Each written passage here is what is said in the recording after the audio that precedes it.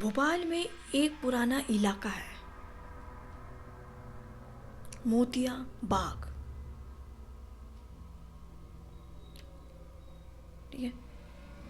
मोतिया बाग के पास एक कमरा खाली पड़ा है आज भी।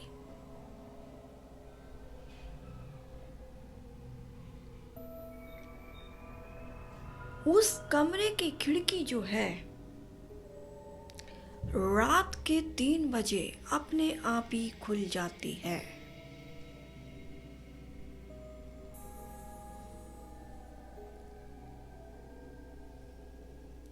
3 बजे अपने आप खुल जाती है और अंदर किसी के चलने की आवाजें आती हैं। धीरे धीरे आवाजें आती हैं, पर वहां कोई नहीं रहता। पर वहां कोई नहीं रहता।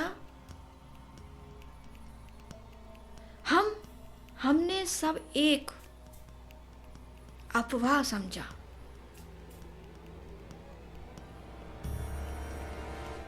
जैसे कोई हमसे कुछ कह देता है ना कि मतलब ये है वो है, कुछ नहीं है वो नहीं है, तो हमने भी सोचा अरे नहीं ये तो बेकार की चीजें हैं। ठीक है, कुछ नहीं होता होगा, नहीं होता होगा, हमें क्या करना, हम तो देखे ना चल के।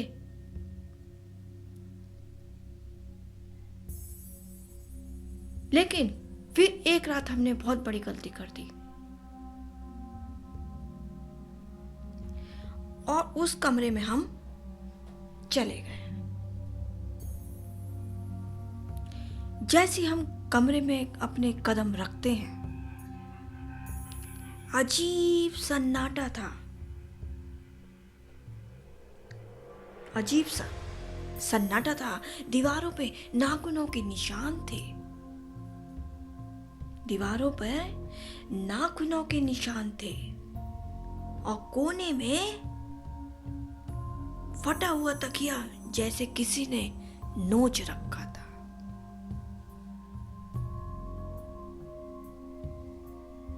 तकिए को नोच रखा हो। मैंने अपना कैमरा ऑन किया और जैसे ही हम रिकॉर्ड करने लगे तो कमरे का दरवाजा अपने आप बंद हो गया। दिल धड़कने लगा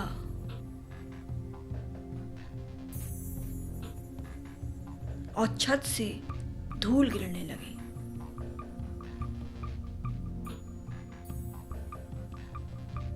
और कमरे से किसी के तेज कदमों की आवाजें आईं। मैंने टॉर्च उस दिशा की तरफ जब मारी, मतलब घुमाई, तो वहां एक परछाई आगे पीछे चल रही थी।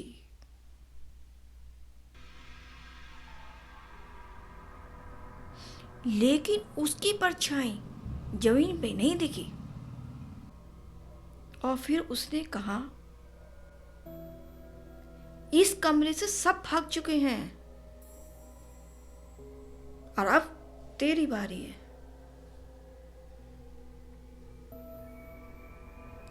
मेरा पूरा शरीर कांप गया। ये क्या है भाई? कमरा धीरे धीरे ऐसा ठंडा सा होने लगा जैसे जाड़ों में होता है। इतनी ठंड कि मेरी सांस धुएं की तरह दिखने लगी।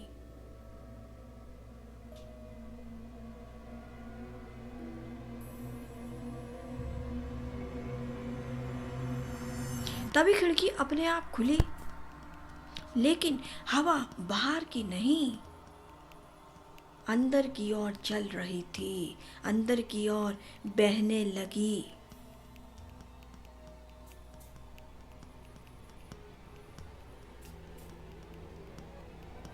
जैसे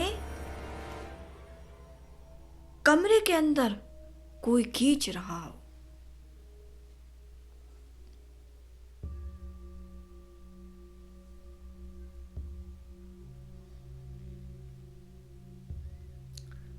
मैंने दरवाज़ा खोलने की कोशिश की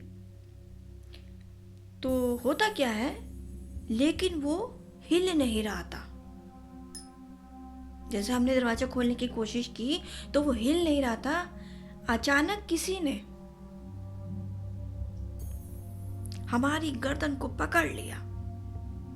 जैसे किसी ने अचानक से कोई हमारी गर्दन को पकड़ लेता ना, ऐसे हमारी गर्दन को पकड़ लिया, जकड़ लिया एकदम, और हम कुछ बोल भी नहीं पाए।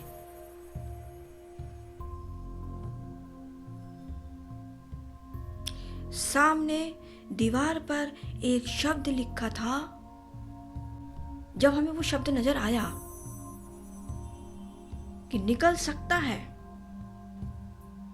निकल सकता है, पहले तो वो फीका था, फिर वो खून जैसा लाल हो गया। जैसे खून का रंग होता है ना, वो लाल हो गया। जैसे हम कभी कोई चीज़ दीवार पे पेंसिल चला देते हैं तो रफली लगता है, लेकिन उस पर जो लिखा हुआ था दीवार पे, वो ऐसा हो गया थोड़ी देर बाद जैसे किसी ने खून से लिखा, उसका रंग लाल हो गया। उस रात के बाद कोई मोतिया बाग के गली से नहीं गुजरा।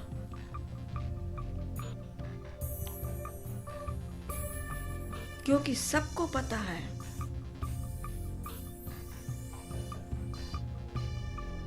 कि वो कमरा अभी भी किसी का इंतजार कर रहा है।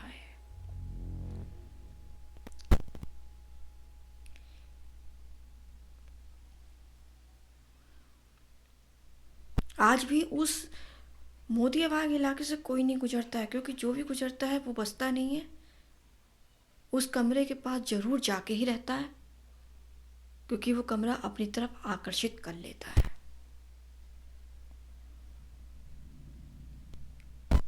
ये सच्ची बात है, क्योंकि वहाँ के लोग कहते हैं कि अगर कोई व्यक्ति उधर से निकलता है, पहले तो वो बच ही नहीं पाता है, और अगर भगवान की वजह से वो बच भी जाता है तो उस कमरे में जाने से नहीं बच पाता है।